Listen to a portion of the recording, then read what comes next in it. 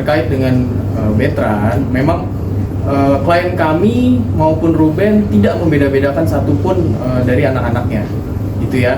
Jadi kalau ditanya terkait dengan bagaimana nasib Betran, sampai saat ini masih tinggal menetap sekolah bersama dengan klien kami juga.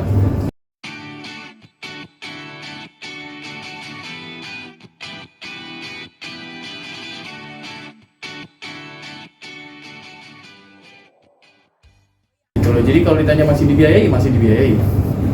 Berarti Bang, izin berarti nantinya Betran juga akan bergabung dengan putri-putrinya Sarwenda dan Ruben dan tinggal bersama Sarwenda dan dibiayai oleh Ruben seperti itu?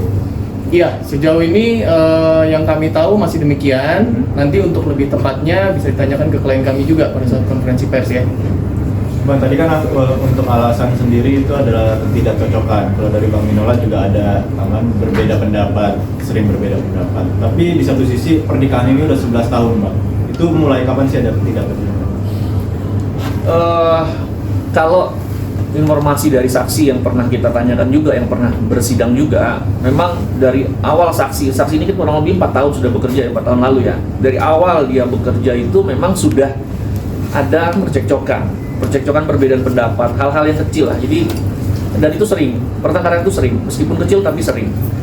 Ya, jadi misalnya ya perbedaan pendapat, milih bajunya beda, seleranya beda gitu ya. Jadi hal-hal kecil juga, cara makannya, kadang-kadang mau menu ini, mau itu selalu bertengkar mereka. Ya, jadi pertengkaran itu terus-menerus. Ya, itu yang disampaikan salah satu saksi ya, pada saat kemarin diperiksa. Ya kan, sebelum didatangkan ke pengadilan kan kita juga bicara dengan saksinya gitu. Itu juga yang disampaikan mereka. Jadi memang tidak cocokan yang terus menerus. Jadi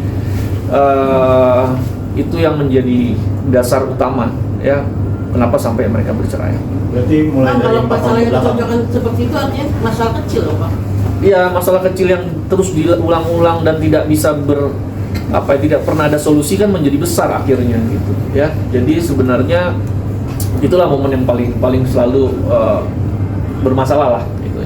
Nah, kembali ke masalah Betran, Betran tetap sampai saat ini dianggap seperti anak kandung ya. Jadi tidak ada lagi perbedaan ya.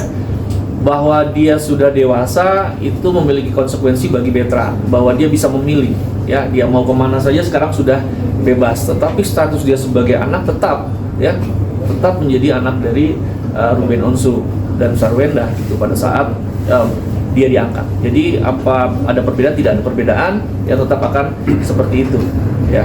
Bang, sedikit tadi kan dibilangnya tahun si saksi itu udah ada tender listrik. Iya.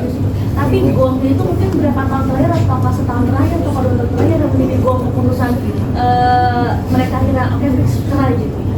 Kalau itu nanti ditanyakan ke Wenda ya. Karena gini, 4 tahun bertengkar terus menerus, mungkin teman-teman media juga baru melihat bahwa dalam 1 tahun terakhir ini aja ya baru ada rencana mau perceraian ya, mungkin baru 1 tahun terakhir ya. Tapi nanti bisa ditanyakan langsung ke Wenda ya. Prinsipnya putusan ini klien kami menerima semuanya, dan klien kami juga sudah akan memulai hidup baru lagi, tidak bergantung oleh siapapun ya, dan akan fokus mengurus anak ya. Itu aja. Terkait rumah baru itu jatuhnya ke hak Wenda atau milik bersama atau hanya milik Sarwenda seperti apa? Iya, berdasarkan kesepakatan di luar persidangan yang telah dijalin antara klien kami dengan Ruben, memang rumah tersebut akan menjadi hak daripada klien kami. Demikian, hingga hanya saja ada beberapa kewajiban-kewajiban yang memang masih akan ditanggung oleh pihak Ruben terhadap bank begitu ya. Itu. Bang, kalau untuk tingkat komunikasi mereka seperti apa Bang? Sampai berdua dia. Gini, terkait dengan Gonogini tadi, rumah itu konsepnya adalah mereka tetap memikirkan anak-anak ya. Jadi rumah itu sebenarnya bukan dimiliki oleh Wenda atau Ruben, tetapi itu difokuskan bahwa untuk masa depan anak-anak ya. Jadi tidak ke arah satu pihak ya, tetapi itu adalah benar-benar mereka persiapkan untuk anak-anak besar ya. Inilah rumah mereka karena itu mimpi mereka. Atas namanya Bang rumahnya? Ruben. Tetap Ruben atas namanya? Iya, sama Ruben. Tapi itu cicilannya bareng sama Wenda apa cuma Ruben aja Bang? Terkait cicilan nanti ditanyakan ke Wenda ya sama Ruben ya. Itu kayaknya udah masuk ke privacy, tapi yang pasti konsepnya bukan milik 1-2 orang, tetapi konsepnya adalah rumah ini dipersiapkan untuk anak-anaknya dewasa nanti. Bang, rumah ini dibuat setelah memang ada perselisihan atau memang sebelumnya sudah disiapkan untuk masa depan, tapi di pertengahan jalan terjadi cekcok atau seperti apa, Bang? Ya kalau dari awal sebelum dibangun rumah udah cekcok, nggak mungkin mau bangun rumah gitu ya. Sebenarnya untuk gong perceraian kan, ya kalau percekcokan mungkin aja, tapi gong perceraian nggak mungkin pada saat dia sebelum bangun rumah udah ada gong perceraian tetap dia bangun kan nggak mungkin gitu. Jadi gong perceraian ya mungkin di ujung-ujung lah ya. Bang, berarti pas saat cerai ini siapa yang akan pindah keluar rumah, Bang? Pak Ruben atau si Sarwenda?